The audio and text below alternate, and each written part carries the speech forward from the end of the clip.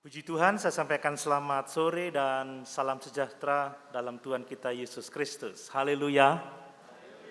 Sungguh kita bersyukur, sekalipun sempat hujan begitu deras, tapi kita boleh kembali bersama-sama bersekutu untuk beribadah. Itu adalah anugerah Tuhan yang besar bagi kita.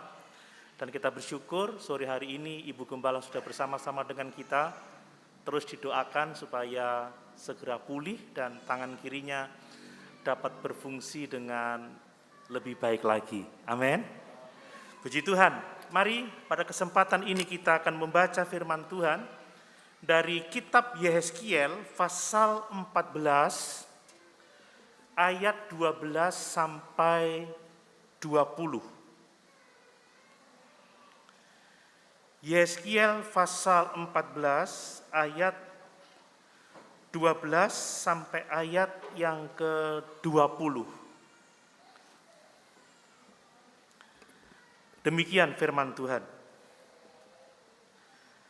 Kemudian datanglah firman Tuhan kepadaku, "Hai anak manusia, kalau sesuatu negeri berdosa kepadaku dengan berobah setia, dan aku mengacungkan tanganku melawannya, dengan memusnahkan persediaan makanannya, dan mendatangkan kelaparan atasnya, dan melenyapkan dari negeri itu manusia dan binatang, biarpun di tengah-tengahnya berada ketiga orang ini, yaitu Nuh, Daniel, dan Ayub, mereka akan menyelamatkan hanya nyawanya sendiri, karena kebenaran mereka. Demikianlah firman Tuhan Allah. Atau jika aku membuat binatang buas berkeliaran di negeri itu, yang memunahkan penduduknya, sehingga negeri itu menjadi sunyi sepi dan tidak seorang pun berani melintasinya karena binatang buas itu, dan biarpun di tengah-tengahnya berada ketiga orang tadi, demi aku yang hidup, demikianlah firman Tuhan Allah, mereka tidak akan menyelamatkan baik anak-anak lelaki maupun anak-anak perempuan, hanya mereka sendiri akan diselamatkan, tetapi negeri itu akan menjadi sunyi sepi. Atau jikalau aku membawa pedang atas negeri itu dan aku berfirman, hai pedang, jelajahilah negeri itu, dan aku melenyapkan dari negeri itu manusia dan binatang, dan biarpun di tengah-tengahnya berada ketiga orang tadi, demi aku yang hidup, demikianlah firman Tuhan Allah, mereka tidak akan menyelamatkan baik anak-anak lelaki maupun anak-anak perempuan, tetapi hanya mereka sendiri akan diselamatkan. Atau jikalau aku mendatangkan sampar atas negeri itu, dan aku mencurahkan amarahku atasnya, sehingga darah mengalir dengan melenyapkan dari negeri itu manusia dan binatang, dan biarpun Nuh, Daniel, dan Ayub berada di tengah-tengahnya, demi aku yang hidup, demikianlah firman Tuhan Allah, mereka tidak akan menyelamatkan baik anak laki-laki maupun anak perempuan, melainkan mereka akan menyelamatkan hanya nyawanya sendiri, karena kebenaran mereka. Haleluya. Puji Tuhan. Bapak Ibu yang dikasihi oleh Tuhan, melalui ayat-ayat ini, saya mengajak kita belajar tentang doa dari orang-orang yang memiliki hubungan atau yang memiliki koneksi dengan Tuhan. Dari ayat-ayat ini kita melihat bahwa Nuh, Daniel, dan Ayub, mereka memiliki hubungan dengan Tuhan. Kehidupan mereka memiliki pengaruh yang sangat besar di hadapan Tuhan.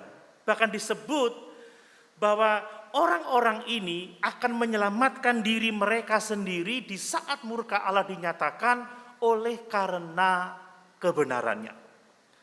Bapak Ibu yang dikasihi oleh Tuhan, saat mereka berdoa, Tuhan mendengarkan doa mereka. Kenapa? Sebab mereka memiliki hubungan yang indah dengan Tuhan. Amin. Mari kita belajar tentang bagaimana kita bisa berdoa seperti Nuh, Daniel dan Ayub, supaya doa-doa kita efektif, supaya doa-doa kita didengar dan dijawab oleh Tuhan. Dan kita melihat bahwa satu kunci, satu rahasia supaya kita dapat mendapatkan jawaban doa adalah memiliki hubungan yang khusus dengan Tuhan. Nah, berbicara mengenai koneksi ya, berbicara mengenai hubungan, mungkin banyak di antara kita yang memiliki pengalaman betapa menguntungkannya ya kalau kita itu memiliki koneksi. Atau yang sering orang katakan sebagai orang dalam. Kalau punya koneksi itu banyak keuntungan. Dengan memiliki koneksi kita mendapatkan dengan lebih mudah apa yang kita butuhkan. Saya teringat beberapa tahun yang lalu, waktu saya pertama mengurus SIM A saya, waktu itu Pak Sampai masih menjabat di bagian SIM, saudara. Karena saya punya koneksi dengan Bapak Sampai, saya tinggal kontak Bapak Sampai dan semuanya beres. Itu kalau kita punya koneksi. Saat paspor saya mati, saatnya mengurus memperpanjang, puji Tuhan, ada orang dalam, saudara. Ada Pak Eko. Tinggal saya kontak Pak Eko dan semuanya beres. Saudara, punya koneksi itu memiliki keuntungan yang sangat banyak. Nah, jika kita membutuhkan koneksi, maka saya memberitahu bahwa koneksi yang terbaik dari semua hubungan yang mungkin bisa kita miliki dalam dunia ini untuk menolong kita adalah koneksi dengan Tuhan. Amin. Amin. Hubungan dengan Tuhan adalah koneksi yang terbaik yang akan dapat menolong kehidupan kita semua. Jika kita dapat menghubungi Tuhan sehingga Tuhan memperhatikan kita, sehingga Tuhan mendengar doa kita, maka hidup kita akan baik-baik saja. Amin. Inilah pentingnya koneksi dengan Tuhan, pentingnya hubungan dengan Tuhan. Tuhan adalah the ultimate connection, tidak ada koneksi yang lebih baik daripada koneksi dengan Tuhan. Kalau berhubungan dengan orang-orang di dunia ini saja bisa menguntungkan kita, apalagi kita memiliki hubungan dengan Tuhan, pencipta langit dan bumi, Tuhan yang maha besar, Tuhan yang maha kuasa, Tuhan yang maha kasih, Tuhan yang begitu mencintai kita dan yang telah menganugerahkan anaknya yang tunggal untuk keselamatan jiwa kita. Maka kalau kita benar-benar memiliki hubungan dengan Tuhan, koneksi dengan Tuhan, kita akan melihat berkat-berkat Tuhan dilimpahkan dalam kehidupan kita. Amin. Nah, berbicara mengenai koneksi dengan Tuhan, mungkin ada yang bertanya, apakah Tuhan memfavoritkan beberapa orang saja? Seperti dia memfavoritkan Nuh, ya, memfavoritkan Daniel, memfavoritkan Ayub misalkan. Bapak Ibu yang dikasih oleh Tuhan, saya membaca di Alkitab bahwa sesungguhnya Tuhan tidak memfavoritkan beberapa orang tertentu, tetapi Alkitab memberitahu kita bahwa Tuhan itu memiliki sahabat-sahabat karib. Amin. Abraham adalah sahabatnya Allah. Ada hubungan yang sangat dekat antara Allah dengan Abraham. Dan kita bersyukur bahwa Yesus menyebut kita sebagai sahabat-sahabatnya sehingga Tuhan akan selalu memberitahukan kepada kita apa yang akan dikerjakannya. Kita harus mengakui bahwa ada beberapa orang yang memiliki hubungan dengan Tuhan dalam cara yang tidak dimiliki oleh orang lain. Sehingga saat orang itu berdoa, Tuhan mendengarkan mereka. Saat orang itu berdoa, Tuhan menjawab doa-doa mereka. Itu sebabnya mari malam hari ini kita belajar tentang bagaimana kita bisa memiliki kehidupan seperti Nuh, seperti Daniel, seperti Ayub. Supaya kita mempunyai hubungan yang benar dengan Tuhan. Dan dalam hubungan yang benar dengan Tuhan itu, doa-doa kita dijawab oleh Tuhan. Amin. Bapak Ibu, Alkitab memberitahu kepada kita bahwa Tuhan memiliki sahabat-sahabat karibnya. Bahwa ada orang-orang tertentu yang memiliki pengaruh khusus dalam hubungan dengan Tuhan. Coba kita baca Yeremia 15 ayat 1. Yeremia pasal 15 ayat 1.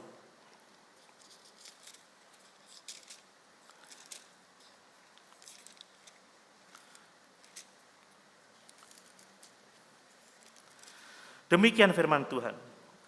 Tuhan berfirman kepadaku, sekalipun Musa dan Samuel berdiri di hadapanku, hatiku tidak akan berbalik kepada bangsa ini. Usirlah mereka dari hadapanku, biarlah mereka pergi. Tentunya Bapak Ibu bisa melihat implikasi dari ayat ini. Tuhan berkata apa? Sekalipun Musa dan Samuel berdiri di hadapanku. Saudara, bahwa Musa dan Samuel itu memiliki hubungan yang khusus dengan Tuhan. Musa dan Samuel memiliki pengaruh yang unik kepada Tuhan. Sehingga saat Musa dan Samuel ini berdoa, Tuhan menjawab doa-doa mereka. Sekalipun dalam konteks ayat ini, saudara, mereka tidak dapat menolong bangsa Israel sebab dosa mereka sudah kelewatan. Dosa mereka sudah mencapai batas sehingga mereka harus diusir dari hadapan Tuhan. Dan kita juga membaca tadi dalam Yeskiel pasal 14 ayat 14. Jika Nuh, Daniel, dan Ayub ada di tengah-tengah bangsa Israel, maka mereka hanya menyelamatkan diri mereka sendiri. Artinya apa? Bahwa orang-orang ini memiliki hubungan yang dekat dengan Tuhan. Memiliki hubungan yang khusus dengan Tuhan. Kehadiran mereka membawa pengaruh dalam kehidupan Tuhan. Jadi saya mengajak kita melihat bahwa orang-orang ini memiliki hubungan, memiliki koneksi, sehingga doa-doa mereka dijawab oleh Tuhan. Demikianlah kita juga harus memiliki hubungan dekat dengan Tuhan, memiliki koneksi dengan Tuhan, supaya doa-doa kita juga dijawab oleh Tuhan. Amin. Koneksi itu menjadi bagian yang sangat penting. Saya mau menerangkan dari Yeskiel pasal yang ke-14 tadi. Latar belakangnya adalah pengepungan Yerusalem oleh Nebukadnezar Raja Babel. Pada waktu itu penghukuman sudah tidak dapat lagi ditangguhkan. Allah menghukum bangsa Israel sebab dosa-dosa mereka. Dan Tuhan menyatakan kepada Yeskiel bahwa sekalipun orang-orang Israel, imam-imam mereka, kelihatannya mereka saleh secara fisik, tetapi sesungguhnya umat Israel, bangsa Israel hatinya menyimpan berhala-berhala. Hatinya menjauh daripada Tuhan, dan itulah sebabnya penghukuman tidak dapat ditangguhkan lagi.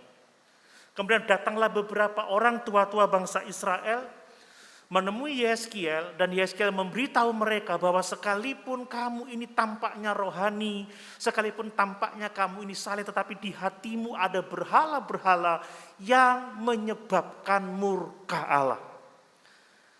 Yeskiel mengatakan supaya mereka bertobat, tetapi penghukuman tidak dapat dielakkan sebab dosa mereka sudah sampai pada puncaknya.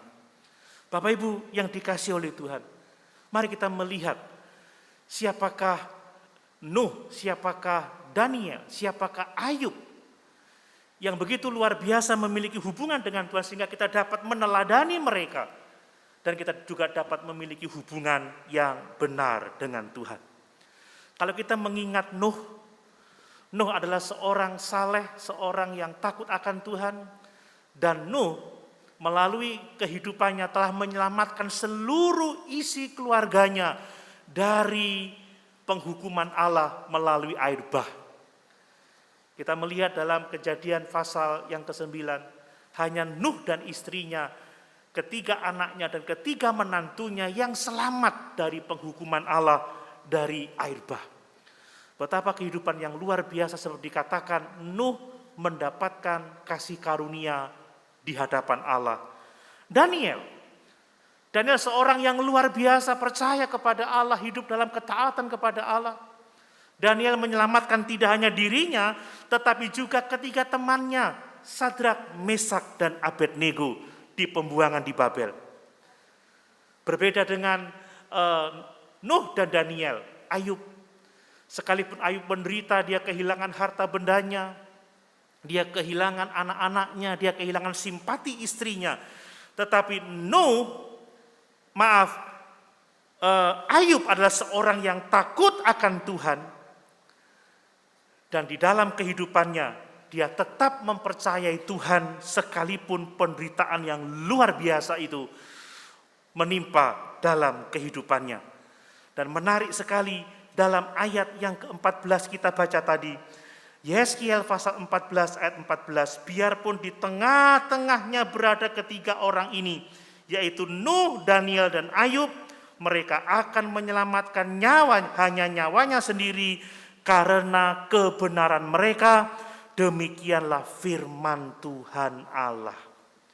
Apa yang saya ingin katakan adalah bahwa yang menyebabkan mereka dibebaskan dari penghukuman adalah kebenaran mereka. Mari kita garis bawahi ini baik-baik. Nuh, Daniel, Ayub menyelamatkan diri mereka karena kebenaran mereka. Jadi sebenarnya kesalehanlah yang membuat mereka memiliki koneksi dengan Tuhan. Kesalehan yang membuat mereka memiliki hubungan dengan Tuhan. Nah, demikian juga kalau kita ingin memiliki hubungan dengan Tuhan, kalau kita ingin kehidupan kita memiliki pengaruh pada Tuhan, sehingga Tuhan mau mendengarkan doa-doa kita, maka kita harus hidup dalam kesalehan, maka kita harus hidup sebagai orang yang benar. Karena doa orang yang benar besar kuasanya. Coba kita baca dalam Yakobus pasal 5 ayat yang ke-16. Saya mau Bapak Ibu memahami latar belakang ini sebelum saya masuk dalam poin-poin tentang bagaimana kita bisa menjadi orang yang benar. Yakobus pasal 5 ayat yang ke-16. Doa orang yang benar bila dengan yakin didoakan sangat besar kuasanya. Nah, mari sekarang kita belajar bersama-sama. Bagaimana kita bisa menjadi orang yang benar.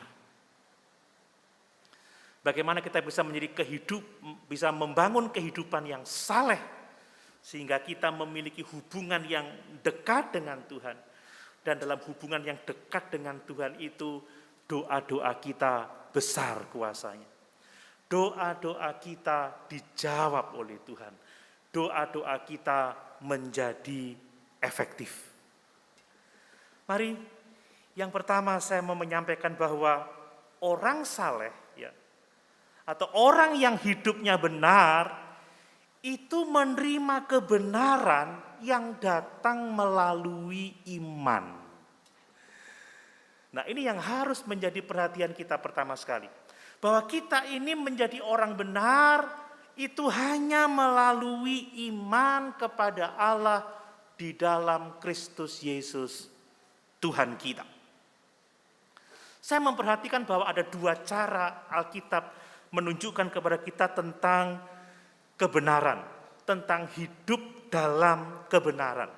Yang pertama adalah bahwa kebenaran itu datang melalui iman. Seorang yang beriman kepada Allah, seorang yang beriman kepada Yesus, itu dinyatakan benar oleh Allah.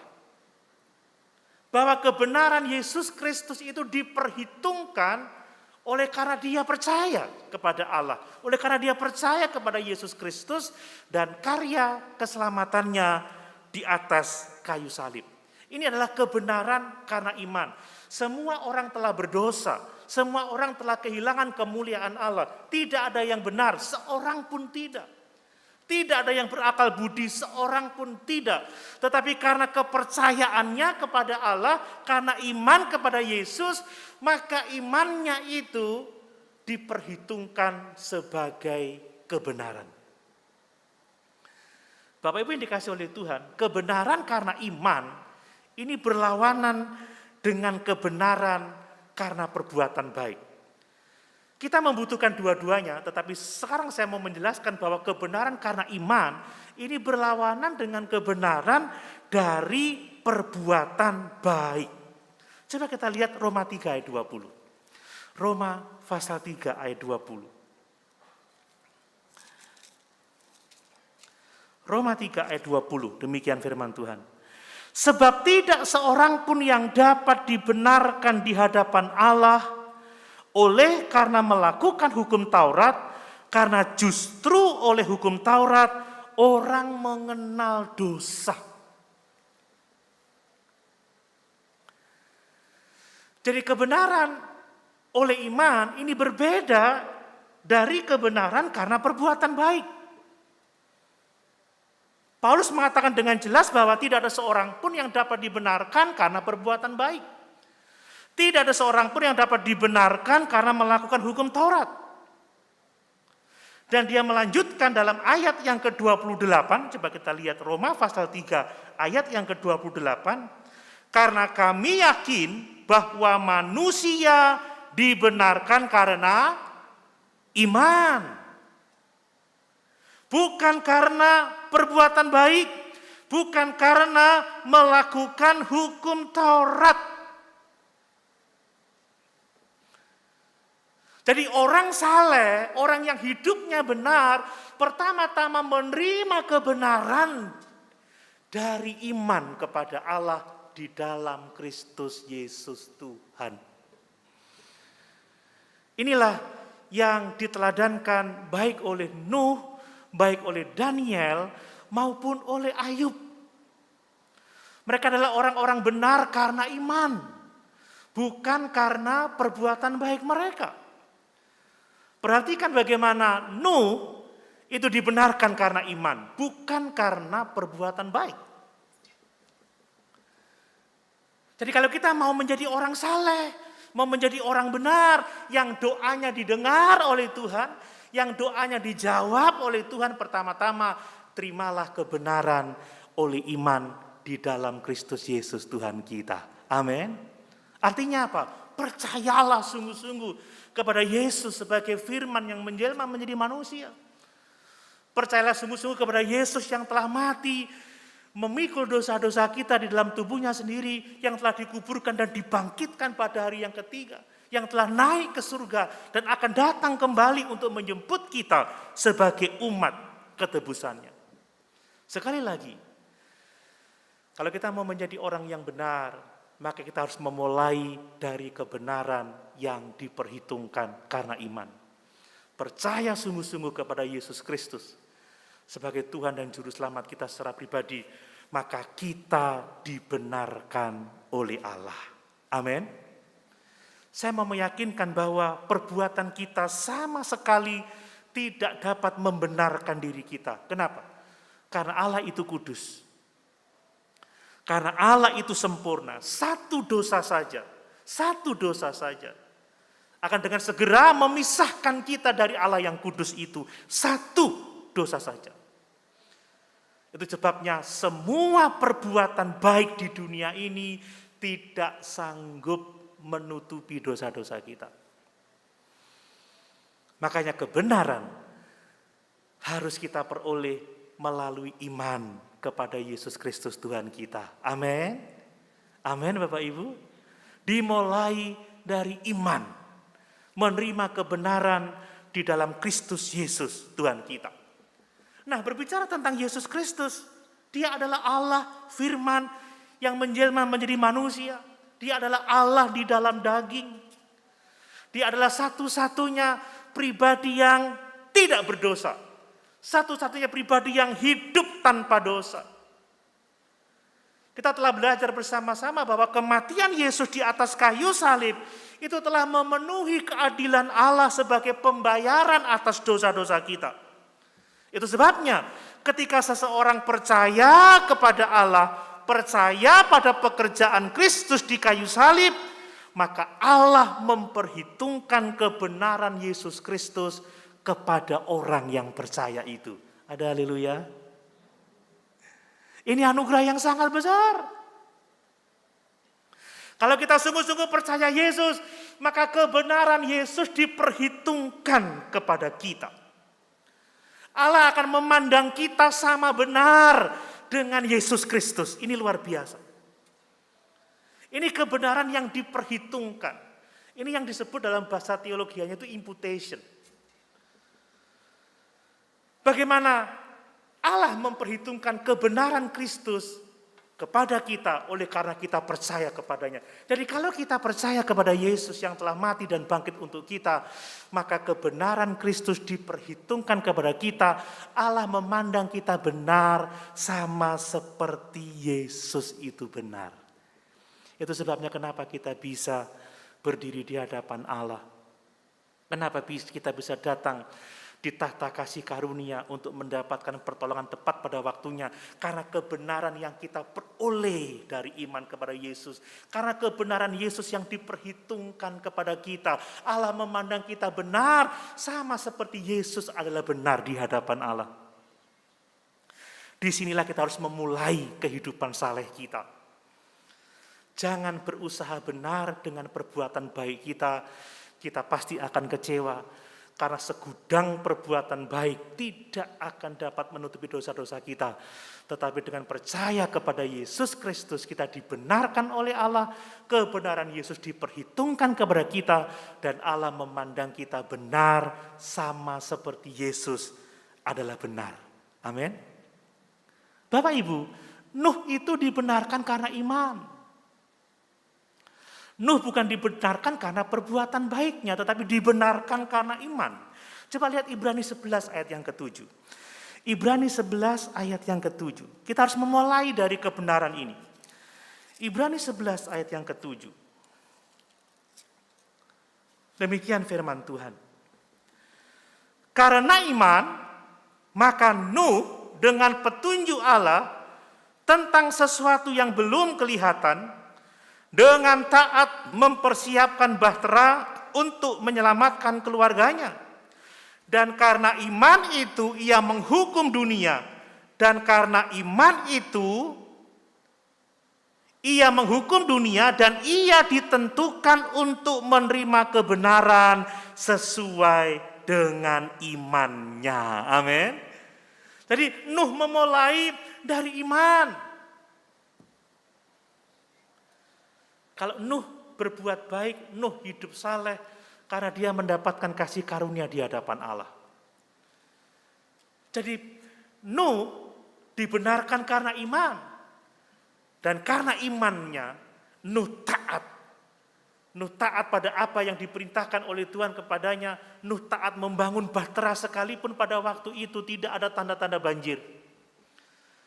Dan oleh karena imannya itulah Nuh dibenarkan oleh Allah. Mari Bapak Ibu yang dikasih oleh Tuhan. Kalau kita mau sungguh-sungguh menjadi orang salehnya Tuhan. Kalau kita mau sungguh-sungguh hidup dalam kebenaran. Mari kita mulai dari kebenaran dalam iman kepada Yesus Kristus Tuhan kita. Amin. Kalau kita tidak memulai dari sini, kita akan stres, kita akan frustasi. Sebab tidak ada seorang pun yang dapat sempurna dalam kekudusan. Tidak ada seorang pun yang dapat dibenarkan karena perbuatan baik. Hanya oleh iman kepada Yesus yang telah mati memikul dosa-dosa kita. Allah membenarkan kita. Kebenaran Kristus diperhitungkan kepada kita. Karena iman kepada Yesus, maka Allah memandang kita benar sama seperti Yesus Kristus adalah benar. Ada satu doa agar setiap orang yang berdosa itu, betapapun besar dosanya, dia mengetahui bahwa Tuhan akan mendengar doanya. Apa saudara? Tuhan, kasihanilah aku orang berdosa. Artinya apa? Tuhan, aku mengharapkan kebenaran dari Tuhan. Tuhan, aku percaya bahwa Engkau telah memikul dosa-dosa saya di atas kayu salib. Bahwa Engkau telah melakukan karya penyelamatan dari dosa-dosa. Saudara, tidak ada orang dengan dosa sebesar apapun juga yang tidak dapat diterima oleh Tuhan. Makanya firman Tuhan mengatakan, sekalipun dosamu merah seperti kermisi, akan menjadi putih seperti bulu domba. Sekalipun dosamu merah seperti ikan kesumba, akan menjadi putih seperti salju. Kalau Bapak Ibu merasa berdosa, merasa tidak layak, jangan bersandar kepada kebenaran karena perbuatan, tapi terimalah Yesus sebagai Tuhan dan Juru Selamat secara pribadi. Katakan, Tuhan, kasihanilah aku orang berdosa. Tuhan, aku percaya bahwa Engkau adalah Tuhan dan Juru Selamat umat manusia. Tatkala kita memegang Yesus dengan iman yang seperti ini, maka kasih karunia Allah akan memerdekakan kita. Maka kebenaran Kristus akan diperhitungkan kepada kita. Bapak Ibu, sebelum kita sampai pada kebenaran ini, bahwa kita menerima kebenaran karena iman, kita tidak akan bisa benar-benar hidup benar di hadapan Allah. Ingat 1 Yohanes 1 ayat yang ke-9 mengatakan seperti ini. Barang siapa mengaku dosa, maka Allah itu setia dan adil, dan Allah akan mengampuni kita dari segala dosa kita dan menyucikan kita dari segala kejahatan. Ingin doa-doa kita dijawab oleh Tuhan? Amin. Amin. Mau didengar oleh Tuhan? Hiduplah dalam kesalehan, hiduplah dalam kebenaran, dan mulai dari kebenaran karena iman. Kebenaran yang diperhitungkan kepada kita, bukan kebenaran karena perbuatan baik. Terimalah Yesus sebagai Tuhan dan Juru Selamatmu secara pribadi, maka Allah akan memandang kita benar sama seperti Yesus adalah benar. Semua kita harus memulai dari tahap itu. Sebelum kita memiliki kebenaran karena iman, kita sama sekali tidak akan dapat mendekati Tuhan dengan perbuatan baik kita sendiri. Itu yang pertama. Yang kedua, Bapak Ibu yang dikasihi oleh Tuhan, orang yang hidupnya benar, orang yang telah dibenarkan karena iman, itu hidupnya bergaul dengan Allah.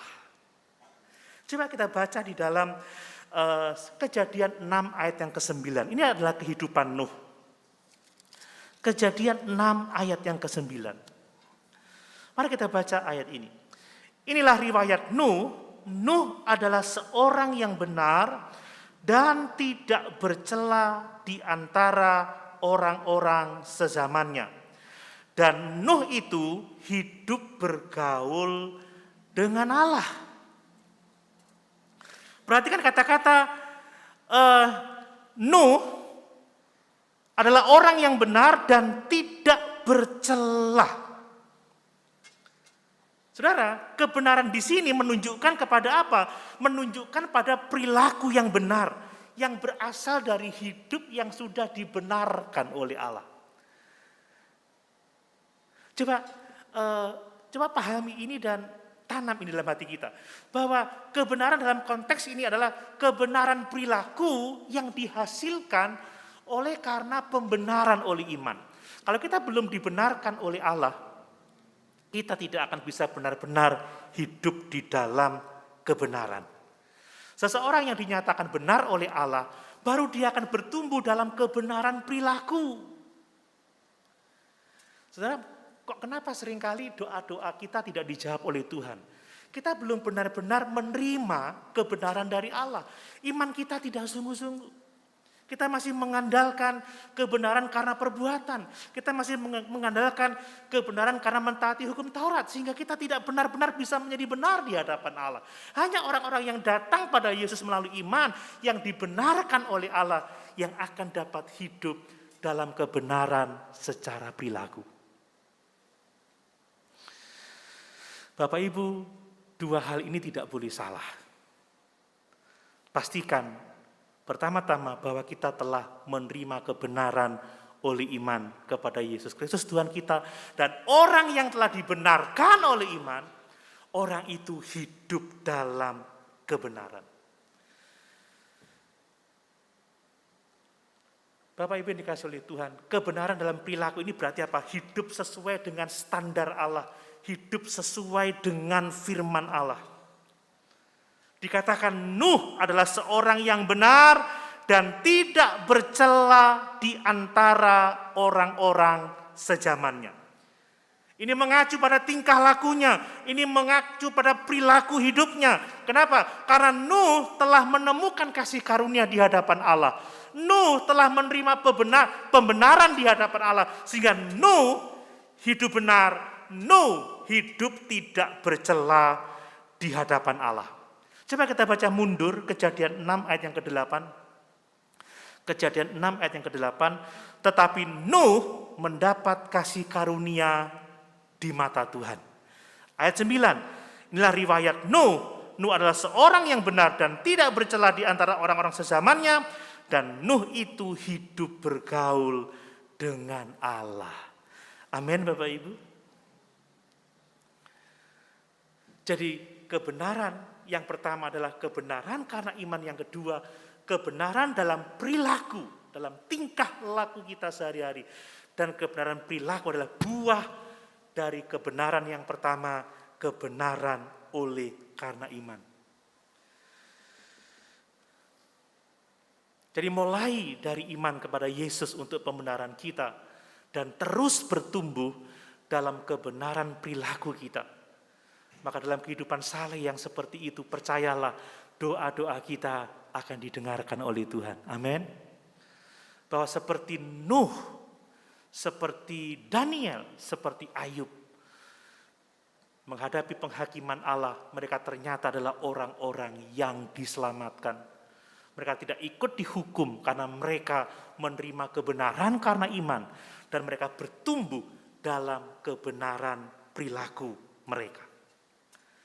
Nah, selanjutnya, dalam ayat yang ke-9 dikatakan bahwa Nuh itu bergaul dengan Allah. Seseorang yang benar-benar memiliki hubungan dengan Tuhan, seseorang yang benar-benar mendapatkan kasih karunia Allah, seseorang yang benar-benar menerima kebenaran karena iman, dia hidup bergaul dengan Allah. Bapak Ibu, banyak orang Kristen mengaku percaya tetapi tidak hidup bergaul dengan Allah. Sesungguhnya orang-orang seperti itu belum sungguh-sungguh menerima kebenaran karena iman. Tapi orang yang benar-benar menerima kasih karunia Allah seperti Nuh, mereka hidup bergaul dengan Allah. Demikian juga dengan Daniel.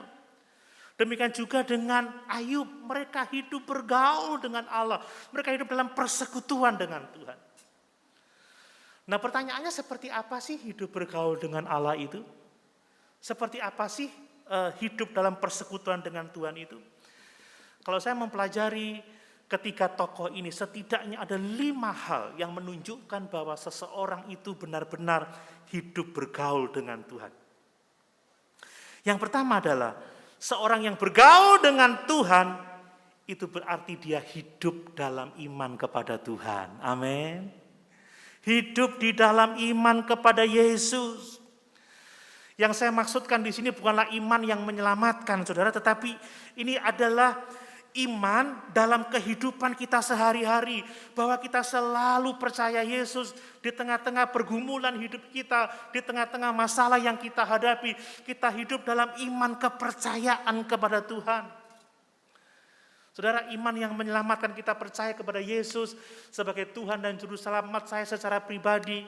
Saya menerima Dia sebagai penebus dosa saya. Tetapi ini adalah iman tentang bagaimana kita tetap mempercayai Allah di sepanjang jalan kehidupan kita. Saat-saat Bapak Ibu mengalami sakit penyakit, tetap percaya kepada Allah. Saat-saat Bapak Ibu mengalami pergumulan dalam pekerjaan, pergumulan dalam studi, pergumulan dalam masyarakat, Bapak Ibu tetap percaya kepada Allah. Iman berarti percaya kepada Allah dalam hal-hal yang tidak dapat kita pahami. Jadi bergaul dengan Allah, setiap hari kita percaya. Saat kita menghadapi sesuatu, kita percaya pada Tuhan, rencananya indah dan baik buat kita. Kita tidak pernah meragukan Tuhan, Dia ada dalam sepanjang perjalanan kehidupan kita. Perhatikan bagaimana Nuh mempercayai Allah ketika Allah memberitakan kepada dia bahwa dia akan menghakimi dunia dengan air bah. Padahal pada waktu itu tidak pernah ada hujan. Bumi menerima air dari embun, saudara. Pada waktu Allah memerintahkan Nuh untuk membuat bahtera, sesungguhnya jauh dari laut, jauh dari air. Tetapi apa yang terjadi? Nuh percaya kepada Allah. Ini yang disebut dengan hidup bergaul dengan Allah, terus mempercayai Allah. Saudara, Nuh menerima firman Allah dengan iman yang sungguh-sungguh, dan Nuh mentaati Tuhan dengan segala konsekuensinya. Demikian juga dengan si Daniel. Daniel, dia hidup percaya kepada Tuhan. Pada waktu dia di pembuangan, dia memutuskan untuk tidak menajiskan dirinya dari makanan raja dan dari minuman raja. Dia tetap setia kepada Allah sekalipun diancam dengan kematian. Daniel tetap percaya kepada Allah. Demikian juga Ayub tetap percaya kepada Allah. Sekalipun harta bendanya habis, sekalipun anak-anaknya mati binasa, istrinya tidak lagi simpati kepadanya, Ayub tetap berkata, aku tahu penebusku itu hidup. Amin, Bapak Ibu. Ini yang dinamakan hidup bergaul dengan Allah, hidup di dalam iman kepada Allah. Itulah inti kekristenan yang sejati, mengandalkan firman Tuhan, mengandalkan Allah dalam setiap aspek kehidupan kita. Bapak Ibu, tetap percaya kepada Tuhan apapun situasi kehidupan kita. Amin. Bersandar pada firman-Nya, lakukan dengan sungguh-sungguh. Ini yang disebut dengan hidup bergaul dengan Tuhan. Yang berikutnya, hidup bergaul dengan Tuhan itu berarti taat kepada Tuhan. Saya tidak perlu menjelaskan lebih jauh tentang ketaatan. Ini kita tahu bagaimana Nuh taat kepada Tuhan. Di tengah-tengah tantangan yang begitu hebat, ejekan, olokan, saya yakin dia pasti dipandang gila, saudara ya, karena membuat bahtera yang begitu besar di pegunungan, di mana sepanjang waktu sampai saat itu tidak pernah ada banjir. Daniel taat kepada Tuhan dan tidak menajiskan dirinya dari dosa-dosa orang Babel. Ayub taat kepada Tuhan sekalipun Tuhan mengizinkan dia mengalami penderitaan yang begitu luar biasa.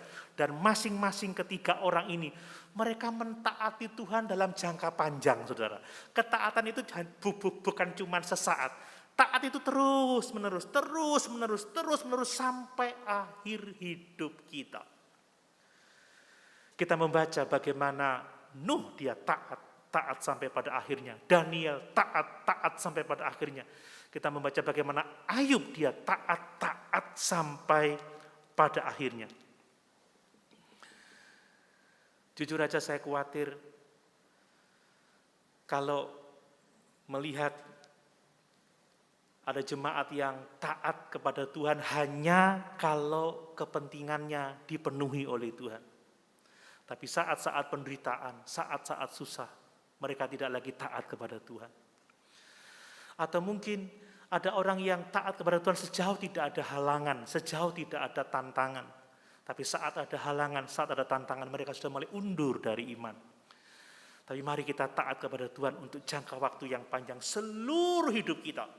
Apapun yang kita hadapi, kita beriman kepada Tuhan dan kita mentaati firman-Nya. Itu hidup bergaul dengan Allah. Yang berikutnya, hidup bergaul dengan Allah itu artinya apa? Hidup tidak bercela, memiliki integritas, saudara. Kembali ke Kejadian 6 ayat yang ke-9 tadi.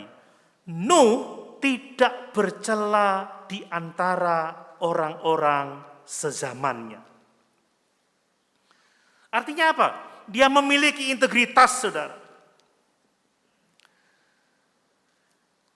Sekalipun orang tidak bercacat, tidak berarti bahwa dia tidak pernah berbuat salah, tetapi orang yang tidak bercacat di sini dia hidup dalam kejujuran. Dia tidak berpura-pura baik, tetapi menyimpan dosa di dalam dirinya. Seorang yang punya integritas, dia jujur di hadapan Allah. Tidak seperti orang-orang Israel pada masa Yeskiel. Secara lahiriah tampaknya mereka beribadah, secara lahiriah tampaknya mereka saleh, tetapi hati mereka jauh dari Tuhan. Bagaimana kita bisa hidup dalam integritas di hadapan Tuhan? Bapak Ibu, kita harus jujur kepada Tuhan dan jujur kepada sesama kita. Kita harus hidup terbuka di hadapan Allah. Kita harus bersedia dikoreksi sampai ke tingkat hati kita. Mari kita berpikir bahwa tidak ada yang dapat kita sembunyikan di hadapan Tuhan. Amin. Hidup kita terbuka di hadapan Allah. Saudara, tidak ada seorang pun yang sempurna dalam kekudusan. Tetapi jikalau kita mau hidup terbuka, hidup jujur, maka kita sedang ada di dalam jalan-jalan integritas itu. Betapa indahnya kalau setiap hari kita hidup dengan kesadaran bahwa Allah memperhatikan kita, bahwa Allah melihat kita. Tidak ada sesuatu pun yang dapat kita sembunyikan di hadapan Allah. Dan kita sadar bahwa satu saat kita harus mempertanggungjawabkan hidup kita di hadapan Tuhan. Dan saat kita berpikir seperti itu, maka kita akan hidup di dalam integritas. Kalau saudara mau hidup saleh, hidup benar, percaya kepada Tuhan, taat pada firman-Nya, dan hiduplah dalam integritas.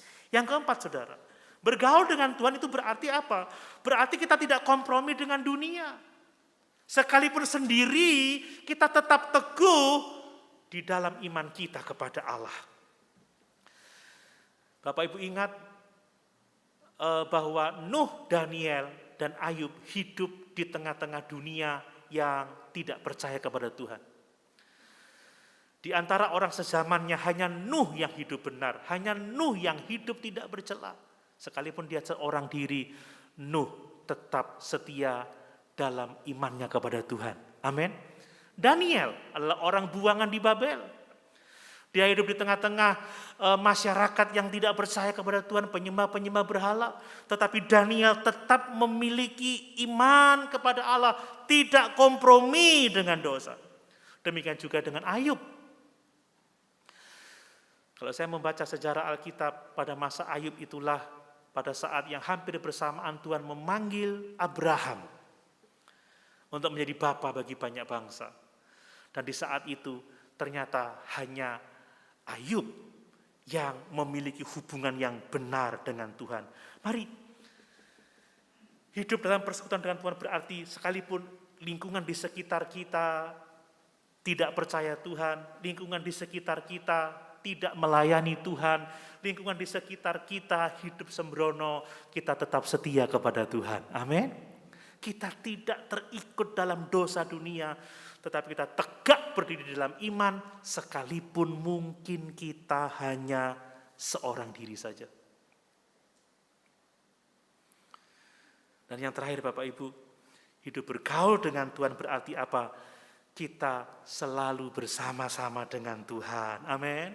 Dikatakan Nuh bergaul dengan Allah, artinya apa? Nuh hidup bersama-sama dengan Tuhan. Dia tidak pernah sendirian, sekalipun pada waktu itu hanya dia sendiri yang hidup benar, yang tidak bercela, tetapi dia tidak pernah sendiri sebab Tuhan bersama-sama dengan dia. Daniel, mungkin dia sendiri di pembuangan di Babel, tetapi Daniel tidak pernah sendiri sebab Allah, Yahweh itu ada bersama-sama dengan dia. Mereka hidup bergaul dengan Allah. Ayub, mungkin dia sendiri di tengah-tengah dunia yang tidak percaya kepada Allah. Tetapi Ayub tidak pernah sendiri. Sebab Ayub bergaul dengan Allah. Ayub hidup bersama-sama dengan Tuhan. Kalau kita mau melihat doa kita didengar oleh Tuhan, hiduplah dalam kesalehan. Hiduplah sebagai orang yang benar. Dan mulai dari kebenaran oleh iman kepada Yesus. Dan kalau kita dibenarkan oleh Allah, bertumbuhlah dalam kebenaran secara perilaku. Hiduplah bergaul dengan Allah. Kita tetap hidup dalam iman, kita taat pada firman-Nya. Ya, hidup dalam iman, taat pada firman. Kita tetap berdiri teguh sekalipun mungkin kita seorang diri.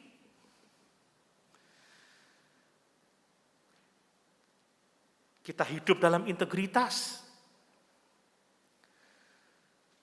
dan kita hidup bersama-sama dengan Tuhan, maka kita akan melihat bahwa doa kita akan didengar oleh Tuhan.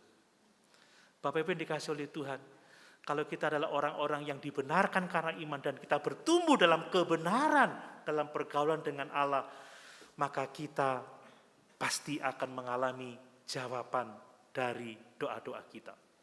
Bagian yang ketiga, bagian yang terakhir Bapak Ibu dikasihi oleh Tuhan, bahwa ternyata ada kalanya bahkan doa orang benar itu tidak dikabulkan oleh Tuhan. Saya berbicara dalam konteks Yeskiel pasal 14. Pada waktu itu Yerusalem belum dihancurkan. Tetapi kita melihat bahwa penghukuman tidak dapat ditangguhkan lagi. Tuhan telah menetapkan bahwa Yerusalem harus dihakimi sebagai bentuk keadilan Allah atas dosa-dosa mereka. Tuhan telah bermurah hati bertahun-tahun, berabad-abad, saudara. Tapi bangsa Israel, bangsa yang tegar tengkuk, bangsa yang memberontak kepada Allah. Dan sekalipun saat itu ada Daniel, ada Nuh, ada Ayub, tetap penghakiman itu akan dilaksanakan oleh Tuhan. Dan bahwa Nuh, Daniel, dan Ayub hanya akan menyelamatkan diri mereka sendiri. Apa yang saya mau sampaikan di sini adalah sebuah kesalahan yang sangat besar jika kita berpikir bahwa kesabaran Tuhan itu tidak ada batasnya. Salah kalau kita berpikir bahwa kesabaran Tuhan tidak ada batasnya. Yang benar, kesabaran Tuhan ada batasnya, saudara. Kita percaya kasih karunia Allah itu besar, kemurahannya sangat mulia, tetapi itu ada batasnya, saudara. Ada batasan secara nasional ketika bangsa Israel tidak juga bertobat, tetap memberontak kepada Allah, maka penghukuman Allah datang atas mereka. Allah berkata kepada Abraham bahwa keturunannya akan ditawan selama 400 tahun di Mesir. Dan Yerusalem akan dihancurkan oleh Babel sebab apa? Sebab dosa mereka sudah mencapai puncaknya. Dan bahwa ada batas dari kesabaran Allah. Jangan main-main dengan kesabaran Tuhan. Amin. Jangan sia-siakan kalau saat ini kita masih berlimpah dengan kasih karunia Tuhan. Jangan menunggu sampai waktunya kesabaran Allah itu ada pada akhirnya. Kalau Bapak Ibu membaca kenapa bangsa Israel belum masuk ke tanah Kanaan sebab kejahatan orang Amori itu belum genap. Tetapi setelah kejahatan Amori sudah genap, maka Allah memakai Israel untuk menghukum orang Amori, orang Kanaan dibinasakan oleh Tuhan. Dan kalau kita berpaling dari kebenaran ini, kita menjadi orang yang sangat celaka. Ingat saudara, jangan berpikir bahwa kesabaran Tuhan tidak ada batasnya. Allah itu penuh kasih karunia, tetapi ada waktunya penghukuman akan diberikan saat orang tidak mau bertobat. Ada juga batas secara pribadi dari kesabaran Tuhan. Saudara, dan batas kesabaran Tuhan adalah kematian kita. Amin Bapak Ibu. Kita tidak tahu kapan saatnya kita akan mati. Dan kalau kita mati, hidup di luar iman, kita mati tidak bergaul dengan Allah, maka kita pasti akan menikmati penghukuman kekal untuk selama-lamanya. Bapak Ibu, kematian tidak dapat diduga. Saya tadi mendengar kesaksian, ada seorang remaja yang masih sehat, luar biasa, masih sempat makan, minum, tiba-tiba sakit, akut. Siapa yang sangka, tapi puji Tuhan masih tertolong hidupnya. Tetapi ada orang yang kelihatannya baik-baik saja, tiba-tiba terjadi kecelakaan, meninggal dunia. Hati-hati dengan kesabaran Tuhan. Kalau kita masih hidup sekarang ini, kalau kita masih dapat berhubungan dengan Tuhan, jangan sia-siakan anugerah yang besar itu. Datang kepada Tuhan, terima kebenaran oleh iman, dan hiduplah di dalam pergaulan dengan Allah. Amin. Mari Kalau kita ingin doa-doa kita dijawab oleh Tuhan, hiduplah dalam kesalehan, hiduplah dengan benar. Mulai dari kebenaran karena iman, dan bertumbuhlah dalam kebenaran dalam perilaku, hiduplah dalam pergaulan dengan Allah. Sama-sama kita berdiri.